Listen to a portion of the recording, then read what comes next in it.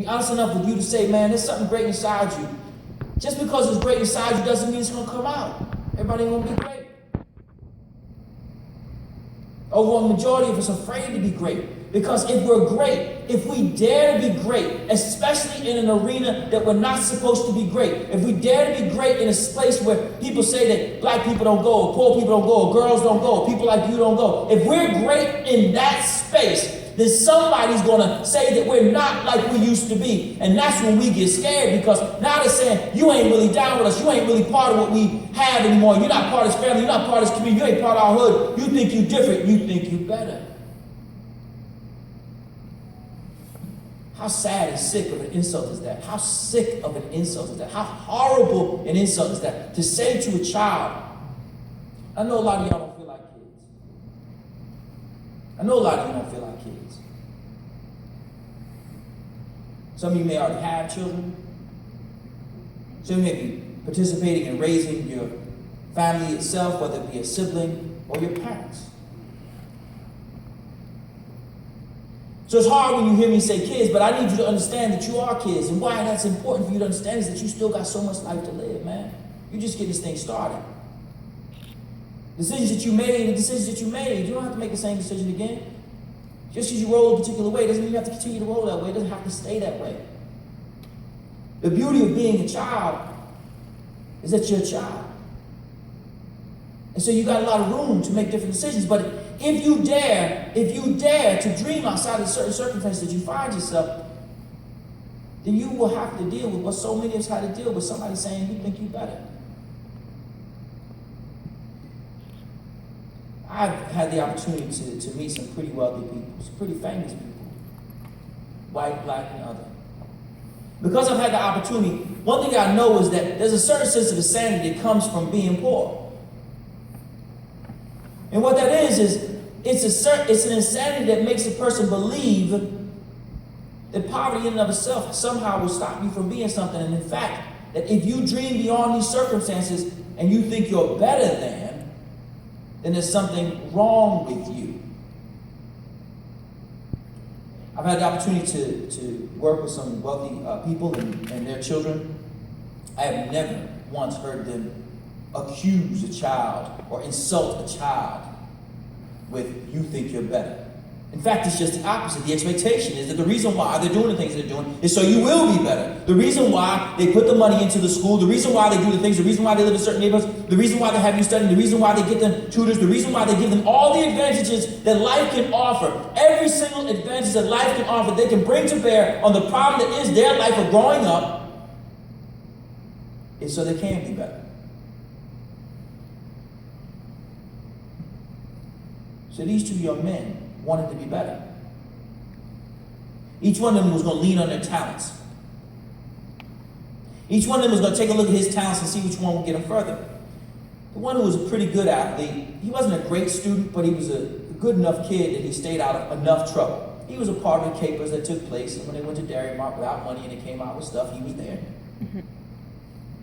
And when the friends were selling or using or whatever, he was there. He didn't sell or use, but it was his friends. And when you live in certain neighborhoods, you really don't have a choice of whether or not these people are your family, your friends. It's people who live next door, people who live in the same house. You really can't separate yourself physically from people who live right next door, who live in the same house, who may be your parent or cousin or brother. Even if it's not you, it's still there. And you can have a moral opposition to it, but it's there at all times. It's there. You just go to get a wrench and fix a bicycle next door, and somebody got something on the table. You're like, okay, can I just get the wrench? And you keep it moving. It becomes part of your reality. You don't have to own it. You don't have to be a part of it. And that was what his claim to fame was. He was in that space a lot because he was poor, because he was living in public housing. And because he was there, that's just what it was. His father was in prison, and his brother was about to go. His mom was just trying to raise him by herself, and she's doing what she had to do. Gangs were starting to come on, be a big thing, so he was trying to avoid that. So he just had this football thing. He didn't have to do sports like the other dude. He just played the football thing and just tried to stay out of trouble for as long as he possibly could. He got involved in a program that was trying to help him to stay out of trouble, and like the same program that y'all in. He just leaned on what was working for him. He didn't have any special talents and gifts. It wasn't what his thing was. But the other kid had this sports thing, and everybody everywhere told him how important sports were. And if he just kept doing it, how he could be a pro. And he had evidence that he could be a pro. Like, again, a lot of people say they could be a pro. A lot of y'all, it's just not going to happen for you. It's just not in your reality. I mean, You will be a professional at something, but you will not be a professional catching and throwing a ball. That's just what it is. It's not a knock on you. It's just a note to yourself that you might want to find a second strategy here, because the first one will make you a fan or a phony. Somebody walking around, you see these grown men, right, talking about, when I was in high school, you're like, man, did they have high schools when you were little? When I was your age, I used to be nice. Did they have a three-point line when you were little? And so these two young men, what they did was they were friends, and they lived in the same projects, and just like each other, they were brothers in the truest sense, not because they were biological brothers, but because they were there for each other. They were there to depend on each other, and really to keep each other out of trouble.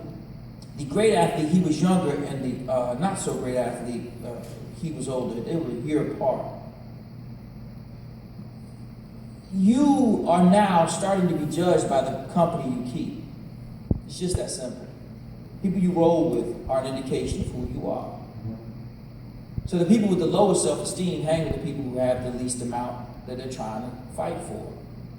And when I say low self-esteem, what I mean is these are the people who don't want to do better. That's not true. They do want to do better. They're just scared to.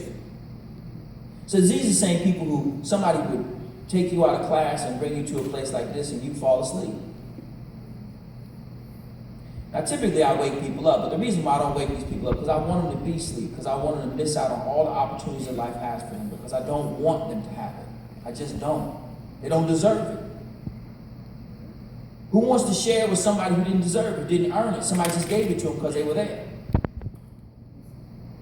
Life is truly a meritocracy, and for those people who have the courage to push themselves, to dream beyond their circumstance, to live above the community, to be in that space, to dare to be better, not just think you're better, but to actually be better. Those are the people that deserve it. The rest of them, nah. They got a place for them. They got a bunch of places for them. Grown people, working kid jobs, trying to look cool, still trying to tell the stories about when they were nice back in high school. These two young men, the time came for them to separate. The older one went off to college. The young one stayed behind, had another great season. Didn't play his senior year baseball. Just didn't. Figured football was going to be his thing. Put it all on football. Montreal Expo still said to him, all you got to do, son, one season in college. So he was going to be a two-sport athlete. In college, Division I, two-sport athlete. Such a rarity. So he didn't qualify through the clearinghouse. You know what that is, right? You need to get certain GPA and grades in order to be able to get a scholarship. But he got one, he just wasn't able to qualify to play. This is before the time, the way they do it now. He went to the same college as his boy. They became roommates. Didn't play an entire year because he had to sit out the first year. Next year, sophomore year, he comes in, does play, takes the position of the starting running back, who at that time was the leader in touchdowns in the conference in college. Sets a record for freshmen on campus. His friend didn't have football anymore. He stopped doing that. He got involved in political activities on campus, got involved with Black student organization, started to do some things. He really just to get his life separated from the life that he was living. His father at this point was in prison. His brother would go after that, and another brother would come again. He didn't think he was better than, he just wanted to be better than. He didn't think that they were necessarily inherently bad people, but they keep making bad decisions. When people start making bad decisions, you got to separate yourself from them. So, at the end of the second season, the two of them were going to go home. They go back to the projects. The brother of the great football player, he sold drugs, and they were going to go back and get some money. The brother was going to break him off, just give him some suspended money to come back to campus with. So they're both going to go, both the older one and the younger one. But the older one said, I'm going to just chill here. It's almost winter break anyway. We just might as well stay here. And why we gonna go back anyway? We should just chill here. No, I'm gonna go back and just get a couple dollars so I can have some money in my pocket. So he went back that night. It's Friday night. Stayed the weekend, and then Sunday morning. You ever have one of those really bad dreams? You just wake up, like it just wakes you up, seems so real.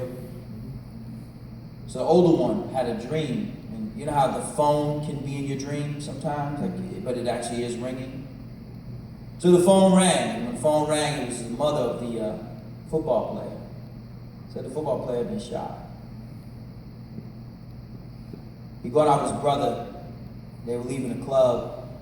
Somebody bumped somebody. Somebody said something. You figure the rest. So he was in the hospital.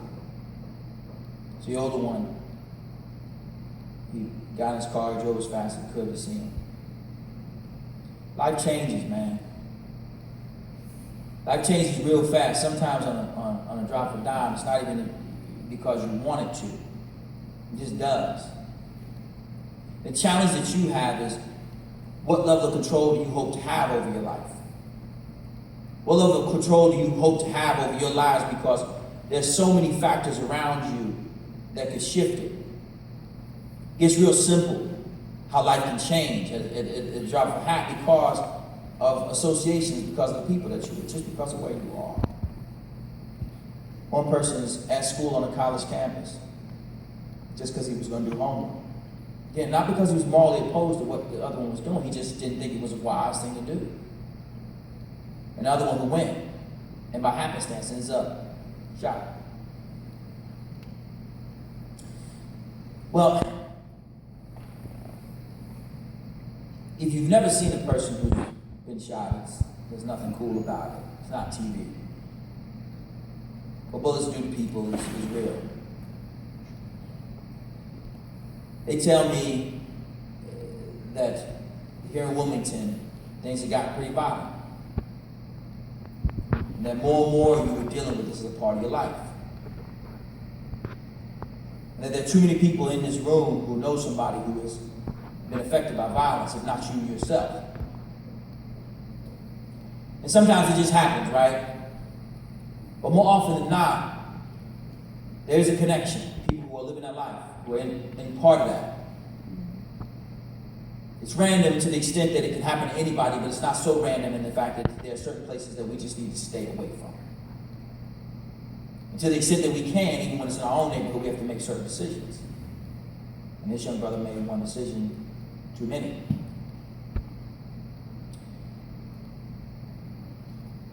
He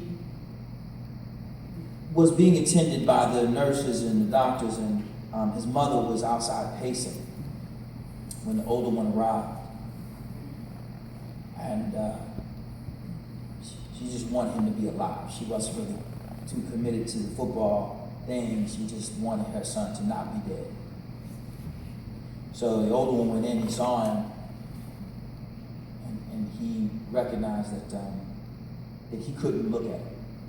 Just to see this once beautiful athlete sitting there, lying there in bed and writhing in pain, just was too much for him, and he wasn't good with blood or anything. So it was a short trip in. He said what's up to him. He didn't really look at him too much. He just talked to him real quick, and he stepped outside. And his friend's mother, who was much like his own mother, when you grow up and you see somebody as your brother, who their parents are, almost become your parents, right?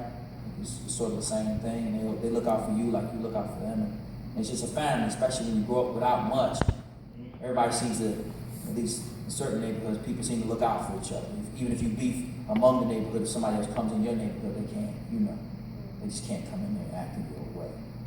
So she was a mother of the community, and she was hurt, and she grabbed her. Well, she saw her son, the older one, and she said to him, it's on you now. You got to make the most of these opportunities you have. It's a lot to put on a kid, 19, 20 years old. You're kids because you're young, but you're not kids because you spend a lot of time dealing with adult stuff. I wish you didn't have to. I do. If there was a way for me to lift you up out of the challenges of your circumstances, I would. I truly would. I see kids who grow up middle and upper middle class, And they're kids. They're kids all the way up to the 15, 16. I mean, they're kids. They still Santa Claus, the whole nine. I mean, they're kids. Tooth fairies, Easter. I mean, all the way up through. I'm talking about the whole nine. And they for them, childhood is extended. But for those of us who grew up with very little or nothing, it's a very short, what they call gestation period. It's a very short growth period. We don't get to stay kids long. We got to be grown, or at least act grown, or give people the impression that we're not scared to be grown.